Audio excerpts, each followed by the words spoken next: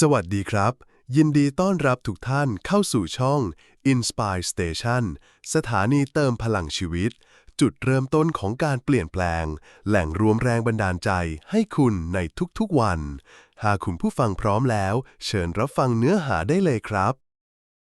เคยรู้สึกเหนื่อยไหมครับหรือชีวิตของคุณตอนนี้กำลังวุ่นวาย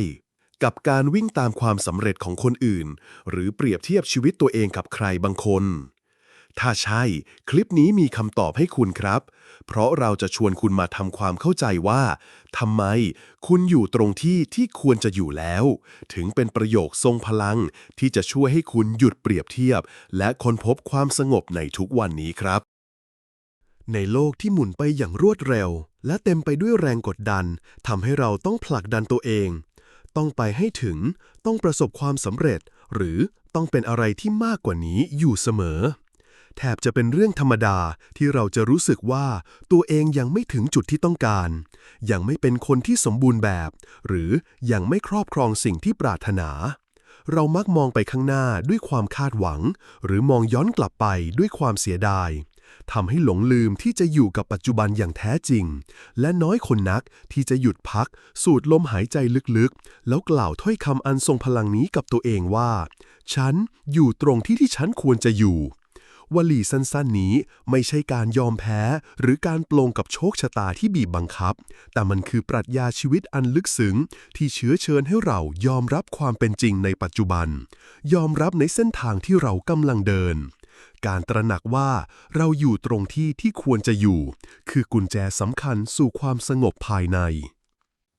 1. มายาคติของการยังไม่ถึงและการแสวงหาสิ่งที่ขาดหายไป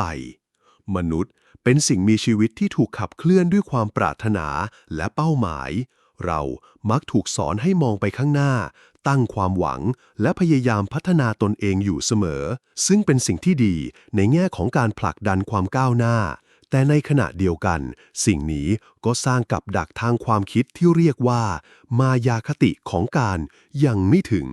กับดักแห่งการเปรียบเทียบในยุคของโซเชียลมีเดียเราถูกรายล้อมด้วยภาพความสำเร็จชีวิตที่สมบูรณ์แบบและความสุขที่ถูกปรุงแต่งของผู้อื่นการเห็นเพื่อนร่วมงานได้เลื่อนตำแหน่งเพื่อนเก่ามีครอบครัวที่อบอุ่นหรือคนรู้จักเดินทางไปต่างประเทศอาจทำให้เรารู้สึกว่าตัวเองยังขาดอะไรบางอย่างยังไม่เก่งพอ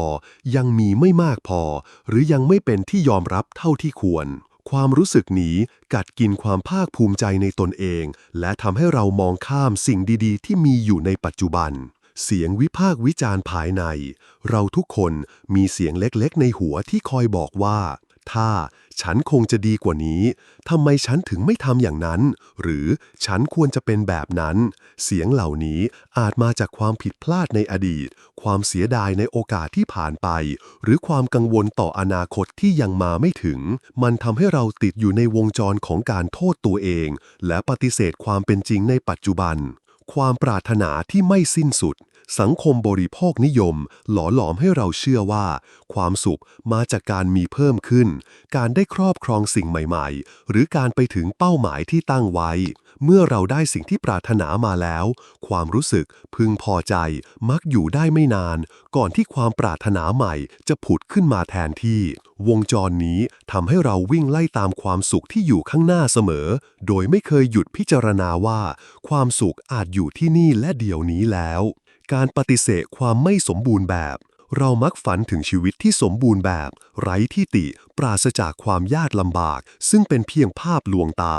ความเป็นจริงของชีวิตคือการเผชิญหน้ากับความไม่แน่นอนความผิดหวังและความท้าทายการปฏิเสธที่จะยอมรับสิ่งนี้ทำให้เราหลีกหนีจากเป็นความจริงและไม่สามารถโอบกอดชีวิตในแบบที่มันเป็นได้การที่เรารู้สึกว่ายังไม่ถึงหรือยังไม่ดีพอคือรากเหง้าของความทุกข์ใจและความไม่พึงพอใจในชีวิตเช่นวลีฉันอยู่ตรงที่ฉันควรจะอยู่จึงเป็นเหมือนจุดเปลี่ยนที่ชวนให้เราก้าวออกมาจากมายาคติเหล่านี้และหันกลับมายืนอยู่บนพื้นฐานของความเป็นจริงด้วยความเข้าใจและเมตตา 2. แก่นแท้ของคำว่าฉันอยู่ตรงที่ฉันควรจะอยู่ วลีนี้ไม่ใช่เพียงคำปลอบใจแต่เป็นหลักการแห่งการใช้ชีวิตที่ลึกซึ้งและทรงพลังมันสะท้อนถึงการเข้าใจในธรรมชาติของชีวิตและการเลือกที่จะดำรงอยู่ด้วยสติและไว้วางใจ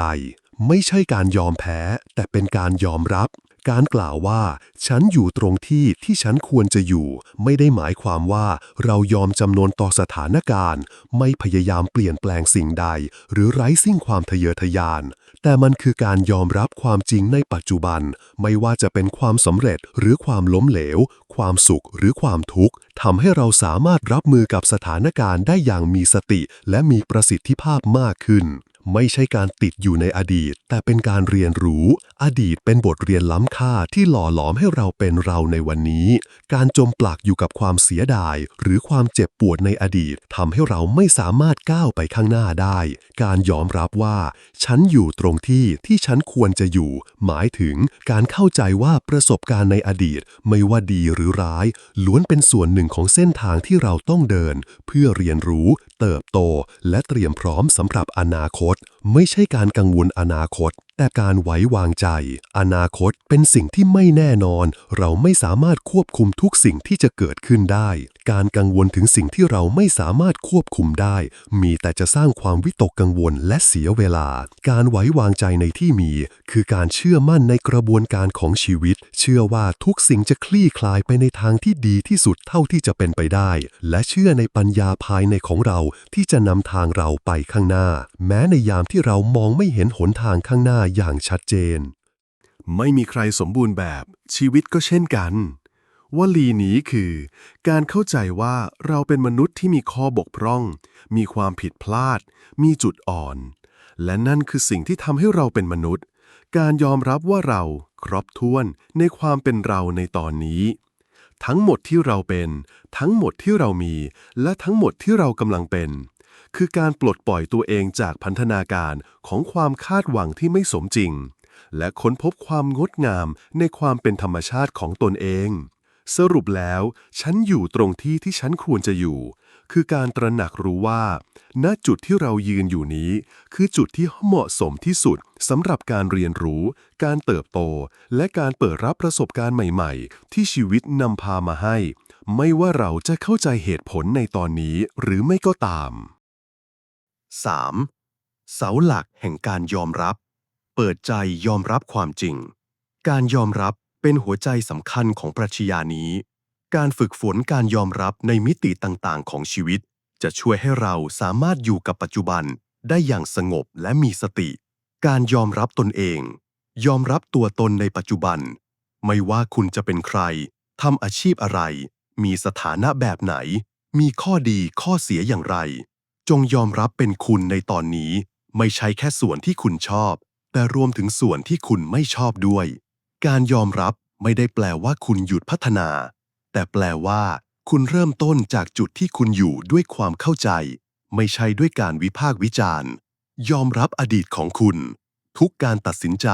ทุกความสำเร็จและทุกความผิดพลาดในอดีตล้วนหล่อหลอมให้คุณเป็นคุณในวันนี้แทนที่จะจมปลักกับความเสียดายให้มองว่าอดีตคือบทเรียนอันล้ำค่าที่นำพาคุณมาสู่จุดนี้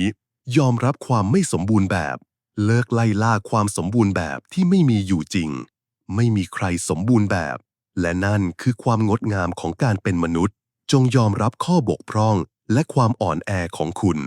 เพราะสิ่งเหล่านั้นทำให้คุณเป็นเอกลักษณ์และเปราะบางอย่างมีเสน่ห์การยอมรับสถานการณ์ปัจจุบันยอมรับสิ่งที่คุณควบคุมไม่ได้มีหลายสิ่งในชีวิตที่เราไม่สามารถควบคุมได้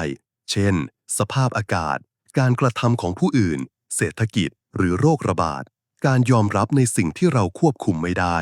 จะช่วยให้เราเปลี่ยนโฟกัสไปที่สิ่งที่เราควบคุมได้นั่นคือปฏิกิริยาและทัศนคติของเราต่อสถานการณ์นั้นๆยอมรับความท้าทายและอุปสรรคไม่มีชีวิตใดที่ราบรื่นเสมอไปความท้าทายและอุปสรรคเป็นส่วนหนึ่งของเส้นทางชีวิตแทนที่จะมองว่าเป็นปัญหาให้มองว่าเป็นโอกาสในการเรียนรู้เติบโตและพิสูจน์ความแข็งแกร่งของตนเองการยอมรับผู้อื่นยอมรับความแตกต่างยอมรับความแตกต่างผู้คนมีความคิดความเชื่อและวิถีชีวิตที่แตกต่างกัน การยอมรับในความแตกต่างนี้จะช่วยลดความขัดแย้งและเพิ่มความเข้าใจระหว่างบุคคลยอมรับการกระทำของผู้อื่นแม้ว่าบางครั้งการกระทำของผู้อื่นอาจส่งผลกระทบต่อเราแต่เราไม่สามารถควบคุมการกระทำเหล่านั้นได้การปล่อยวางความคาดหวังว่าผู้อื่นจะต้องทำในสิ่งที่เราต้องการหรือต้องเป็นในแบบที่เราคิดจะช่วยปลดปล่อยเราจากความคับข้องใจการยอมรับการกระทำของผู้อื่นคือการสร้างรากฐานที่มั่นคงบนความเป็นจริงซึ่งจะช่วยให้เราสามารถตัดสินใจและก้าวเดินไปข้างหน้าได้อย่างมีพลังและมีสติ 4. พลังแห่งการไว้วางใจเชื่อมั่นในกระบวนการของชีวิตนอกจากการยอมรับแล้วการไว้วางใจคืออีกเสาหลักที่สำคัญในการใช้ชีวิตตามปรัชญาฉันอยู่ตรงที่ฉันควรจะอยู่การไว้วางใจไม่ใช่ความเชื่อที่ไร้เหตุผลแต่คือการพัฒนาศรัทธาในตนเองในชีวิตและในบางสิ่งบางอย่างที่ยิ่งใหญ่กว่าตัวเราไว้วางใจในกระบวนการชีวิตคือการเดินทางไม่ใช่จุดหมายเรามักจะมุ่งเน้นไปที่เป้าหมายปลายทางจนลืมให้คุณค่ากับเส้นทางที่เรากำลังเดินอยู่การไว้วางใจในกระบวนการคือการเชื่อว่าทุกย่างก้าวที่เราเดินทุกประสบการณ์ที่เราได้รับล้วนมีความหมายและเป็นส่วนหนึ่งของการเดินทางสู่การเป็นตัวเราในเวอร์ชั่นที่ดีที่สุดทุกสิ่งเกิดขึ้นเพื่อเหตุผลแม้ในยามที่เราเผชิญกับความยากลำบากความผิดหวังหรือความเจ็บปวดการฝึกที่จะมองว่าเหตุการณ์เหล่านี้อาจมีบทบาทสำคัญในการสอนบทเรียนหรือนำพาเราไปสู่เส้นทางใหม่ที่ดีกว่าที่เราคาดไม่ถึงการมองโลกในแง่ดียังมีเหตุผลนี้ไม่ได้ปฏิเสธความเจ็บปวดแต่ยอมรับว่ามันสามารถเป็นส่วนหนึ่งของการเติบโตได้ความอดทนและการรอคอยบางครั้งสิ่งที่ดีที่สุดไม่ได้เกิดขึ้นในทันทีการไว้วางใจในกระบวนการหมายถึงการฝึกความอดทนการเข้าใจว่าบางสิ่งต้องใช้เวลาในการบ่มเพาะและการเชื่อว่าทุกอย่างจะคลี่คลายไปในเวลาที่เหมาะสมไว้วางใจในปัญญาภายในฟังเสียงหัวใจของคุณในโลกที่เต็มไปด้วยข้อมูลและความคิดเห็นจากภายนอกการเชื่อมโยงกับเสียงภายในสัญชาตญาณหรือปรีชาญาณเป็นสิ่งสำคัญเสียงภายในมักจะบอกเราถึงสิ่งที่เรารู้สึกถูกต้องหรือควรจะทำแม้ว่าจะขัดแย้งกับความคิดเชิงตรรกะหรือความคาดหวังของผู้อื่นก็ตามการตัดสินใจจากแก่นแท้ของคุณ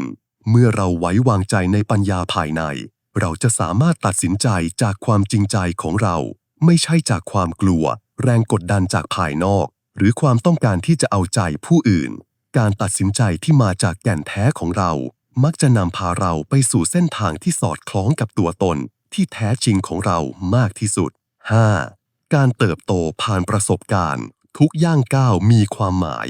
บทเรียนจากความล้มเหลวความล้มเหลวไม่ใช่จุดจบแต่คือจุดเริ่มต้นของการเรียนรู้ที่สำคัญที่สุดวอลต์ดิสนีย์เคยถูกไล่ออกจากหนังสือพิมพ์เพราะขาดความคิดสร้างสรรค์ J.K. Rowling เคยถูกปฏิเสธต้นฉบับแฮร์รี่พอตเตอร์จากสำนักพิมพ์นับ10 แห่งความล้มเหลวเหล่านี้ไม่ได้หยุดยั้งพวกเขาแต่มันเป็นบทเรียนที่ผลักดันให้พวกเขากลับมาแข็งแกร่งขึ้นและค้นพบเส้นทางที่ใช่สำหรับตัวเองการเปลี่ยนแปลงคือกุญแจสู่การพัฒนา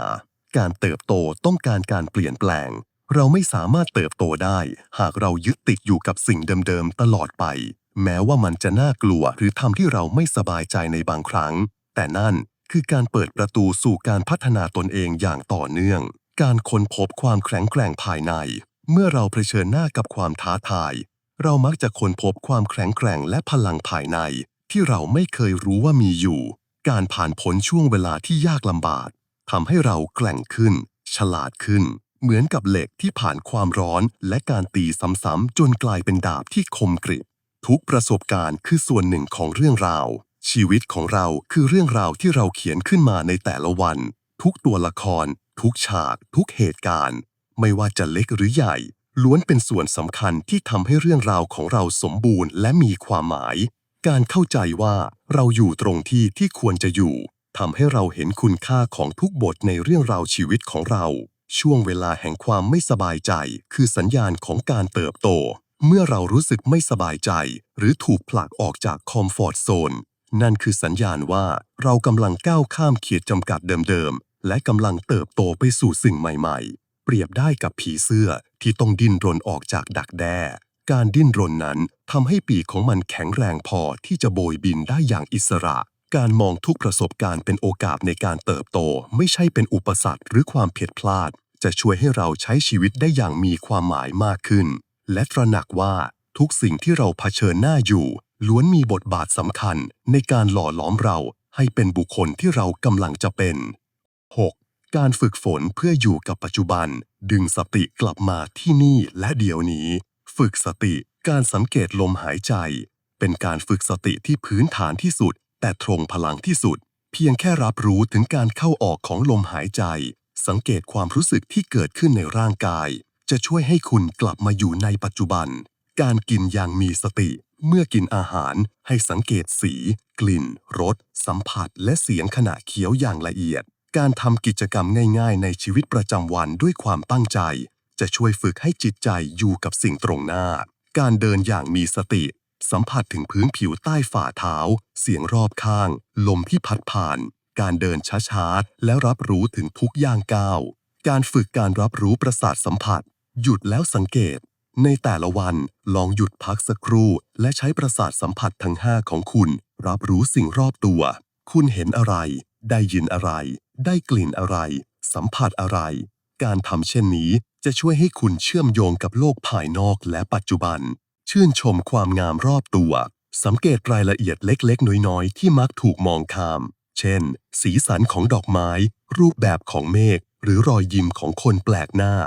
การฝึกชื่นชมสิ่งเล็กๆน้อยๆจะช่วยเพิ่มความสุขในชีวิตประจำวัน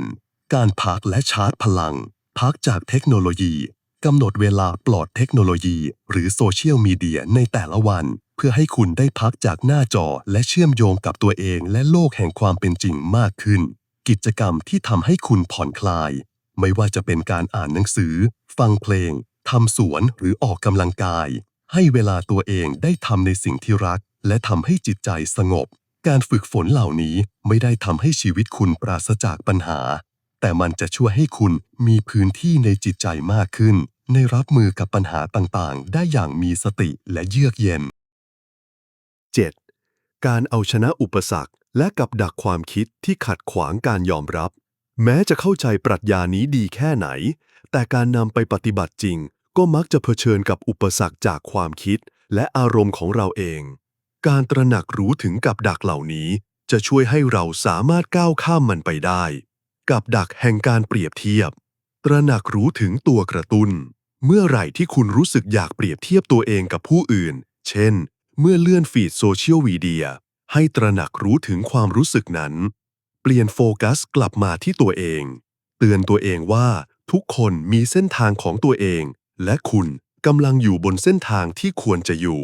การเปรียบเทียบชีวิตคุณกับชีวิตของคนอื่นเป็นเรื่องที่ไม่ยุติธรรมจำกัดการใช้สื่อหากโซเชียลมีเดียทำให้คุณรู้สึกแย่ให้ลดเวลาการใช้งานหรือเลือกติดตามเฉพาะบัญชีที่สร้างแรงบันดาลใจเชิงบวกกับดักแห่งความเสียดายอดีตเรียนรู้จากอดีตไม่ใช่จมปลักเมื่อคิดเกี่ยวกับอดีตผุดขึ้นมาให้ถามตัวเองว่าฉันเรียนรู้อะไรจากเหตุการณ์นี้ได้บ้างหรือมันช่วยให้ฉันเติบโตอย่างไรให้อภัยตัวเองทุกคนทำผิดพลาดในอดีตจงให้อภัยตัวเองสำหรับสิ่งที่คุณมองว่าเป็นความผิดพลาดและยอมรับว่าคุณทำได้ดีที่สุดแล้วในเวลานั้นด้วยความรู้และความเข้าใจที่คุณมีมุ่งเน้นไปที่สิ่งที่คุณทำได้ตอนนี้คุณไม่สามารถเปลี่ยนอดีตได้แต่คุณสามารถเปลี่ยนแปลงอนาคตได้ด้วยการกระทำในปัจจุบันกับดักแห่งความกังวลแยกแยะระหว่างความกังวลที่มีเหตุผลกับไม่มีเหตุผลบางครั้งความกังวลก็เป็นสัญญาณเตือนให้เราเตรียมพร้อมแต่ส่วนใหญ่แล้วความกังวลเกี่ยวกับสิ่งที่เราควบคุมไม่ได้ก็ไร้ประโยชน์ฝึกการปล่อยวางเมื่อคิดกังวลผุดขึ้นมาให้หายใจเข้าลึกๆและตั้งใจปล่อยความคิดนั้นออกไป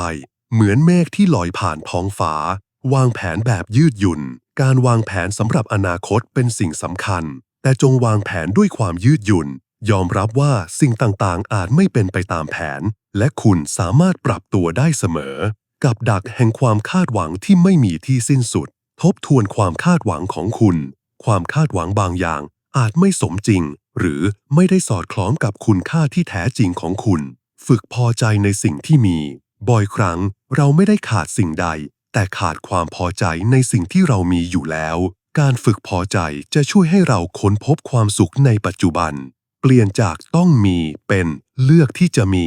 เปลี่ยนมุมมองจากความรู้สึกว่าคุณต้องมีบางสิ่งบางอย่างเพื่อให้มีความสุขไปการที่คุณเลือกที่จะมีประสบการณ์ต่างๆในชีวิตการเอาชนะกับดักเหล่านี้ไม่ใช่เรื่องง่ายต้องอาศัยความตั้งใจและการฝึกฝนอย่างสม่ำเสมอแต่เมื่อคุณทำได้คุณจะพบกับอิสรภาพทางความคิดและความสงบภายในที่แท้จริง 8. ที่ควรจะอยู่ในมิติที่ต่างกันของชีวิตในอาชีพการงานเมื่อเผชิญกับความไม่แน่นอนการเปลี่ยนงานถูกเลิกจ้างหรือการไม่ได้รับตำแหน่งที่ต้องการอาจทำให้รู้สึกท้อแท้จงเชื่อว่าการเปลี่ยนแปลงนี้กำลังเปิดประตูสู่โอกาสใหม่ๆที่เหมาะสมกับคุณมากกว่าเมื่อรู้สึกติดขัดบางครั้งเราอาจรู้สึกว่างานที่ทำอยู่ไม่ก้าวหน้าหรือไม่ได้เป็นไปตามที่ฝันไว้การยอมรับว่านี่คือช่วงเวลาของการเรียนรู้หรือการสั่งสมประสบการณ์อาจนำไปสู่การค้นพบเส้นทางใหม่ที่แท้จริงเมื่อเปรียบเทียบกับเพื่อนร่วมงานแทนที่จะมองว่าคนอื่นดีกว่าจงโฟกัสที่การพัฒนาตัวเองและเชื่อว่าคุณกำลังอยู่ในตำแหน่งที่เหมาะสมเพื่อเรียนรู้และเติบโตในความสัมพันธ์ส่วนตัวเมื่อรักพังทลายการเลิกราหรือความสัมพันธ์ที่จบลงมักนำมาซึ่งความเจ็บปวดจงเชื่อว่าการสิ้นสุดคือการเปิดโอกาสให้คุณเติบโตรักษาตัวเองและพบกับความสัมพันธ์ใหม่ที่ดีกว่าในเวลาที่เหมาะสมเมื่อความสัมพันธ์อยู่ในช่วงวิกฤตปัญหาในความสัมพันธ์คือโอกาสในการเรียนรู้ซึ่งกันและกันและสร้างความเข้าใจที่ลึกซึ้งยิ่งขึ้นหากคุณกำลังเผชิญหน้ากับความท้าทายในความสัมพันธ์จงเชื่อว่านี่คือบททดสอบที่จะทำให้ความรักของคุณแข็งแรงขึ้นหรือสอนให้คุณรู้ว่าควรจะก้าวต่อไปเมื่อรู้สึกโดดเดี่ยวบางครั้งการอยู่คนเดียวคือโอกาสให้คุณได้ใช้เวลากับตัวเองค้นหาตัวตนที่แท้จริงและพัฒนาความสัมพันธ์ที่ดีที่สุดนั่นคือความสัมพันธ์กับตัวเองก่อนจะพร้อมสำหรับความสัมพันธ์กับผู้อื่นในสุขภาพและร่างกายเมื่อเผชิญกับความเจ็บป่วยการเจ็บป่วยทางร่างกายอาจเป็นช่วงเวลาที่ท้าทายที่สุดแต่ก็เป็นช่วงเวลาที่ร่างกายต้องการการดูแลและการยอมรับมากที่สุดจงฟังร่างกายของคุณยอมรับในข้อจำกัดและเชื่อมั่นในกระบวนการเยียวยาการยอมรับรูปร่างหน้าตาในยุคที่มาตรฐานความงามถูกกำหนดด้วยสื่อเราอาจรู้สึกไม่พอใจกับรูปร่างหน้าตาของตัวเองจงยอมรับร่างกายของคุณในแบบที่มันเป็นเพราะมันคือเครื่องมือที่ทำให้คุณได้ใช้ชีวิตและเป็นส่วนหนึ่งที่ทำให้คุณเป็นคุณในเส้นทางจิตวิญญาณเมื่อรู้สึกหลงทางบางครั้งเราอาจรู้สึกสับสนในเส้นทางจิตวิญญาณหรือไม่แน่ใจในความเชื่อของตัวเองจงเชื่อว่าช่วงเวลาแห่งความสงสัยนี้คือโอกาสในการสำรวจค้นหาและค้นพบความเข้าใจที่ลึกซึ้งยิ่งขึ้นการยอมรับความศรัทธาของผู้อื่นทุกคนมีเส้นทางจิตวิญญาณที่แตกต่างกันการเคารพและยอมรับความเชื่อของผู้อื่นโดยไม่ตัดสินจะช่วยสร้างสันติสุขภายในและภายนอกการนำปรัชญานี้ไปปรับใช้ในแต่ละมิติของชีวิตจะช่วยให้เราสามารถมองเห็นความหมายในทุกสถานการณ์และก้าวเดินไปข้างหน้าด้วยความเข้าใจและศรัทธา 9. การใช้ชีวิตอย่างมีจุดมุ่งหมายจากจุดที่อยู่ไม่ใช่การเฉื่อยชาแต่เป็นการกระทำอย่างมีสติการยอมรับว่าฉันอยู่ตรงที่ฉันควรจะอยู่ไม่ได้หมายความว่าเราจะหยุดนิ่งไม่ทำอะไรเลยหรือขาดซึ่งแรงจูงใจในการพัฒนาตนเองตรงกันข้ามปรัชญานี้คือการเชิญชวนให้เราลงมือทำจากจุดที่อยู่อย่างมีสติและมีจุดมุ่งหมายการตั้งเป้าหมายที่ยืดหยุ่นแทนที่จะยึดติดกับเป้าหมายที่ตายตัวลองตั้งเป้าหมายที่ยืดหยุ่นเปิดกว้างต่อการปรับเปลี่ยนและสอดคล้องกับความเป็นไปได้ในปัจจุบันการตั้งเป้าหมายจากจุดที่คุณอยู่ตอนนี้ทำให้คุณมีแนวโน้มที่จะบรรลุเป้าหมายเหล่านั้นมากขึ้นการลงมือทำด้วยความตั้งใจทุกการกระทำของคุณไม่ว่าจะเล็กน้อยแค่ไหนจงทำด้วยความตั้งใจและมีสติเช่นการทำงานให้ดีที่สุดในตำแหน่งปัจจุบันการดูแลความสัมพันธ์อย่างจริงใจหรือการเรียนรู้ทักษะใหม่ๆที่สนใจ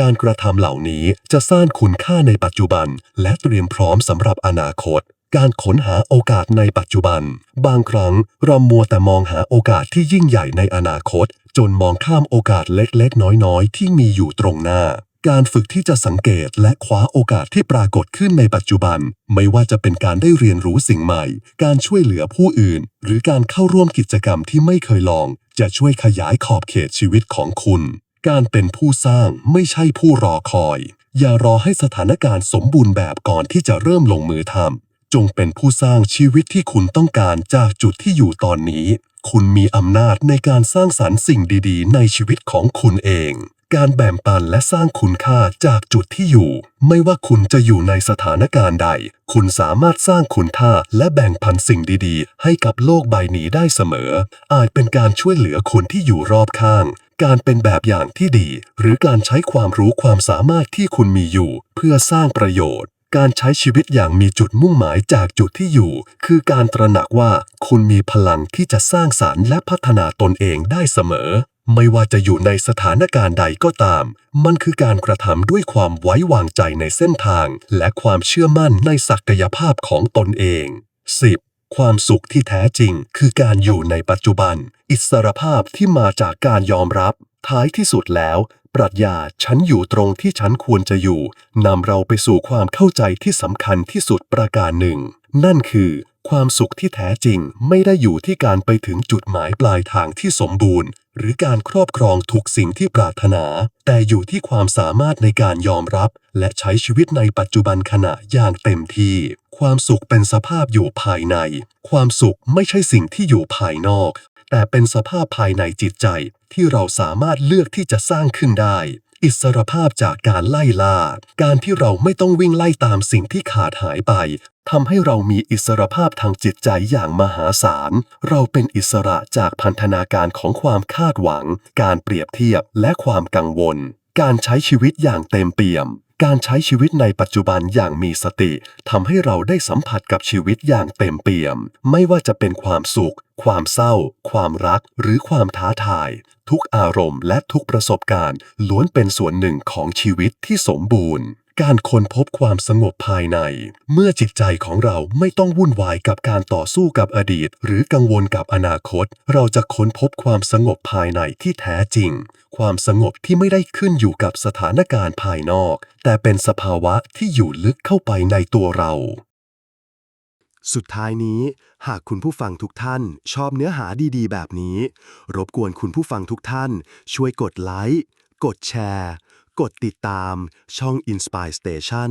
เพื่อเป็นกำลังใจให้กับทีมงานของพวกเราทุกท่านด้วยนะครับสำหรับวันนี้ขอบคุณและสวัสดีครับ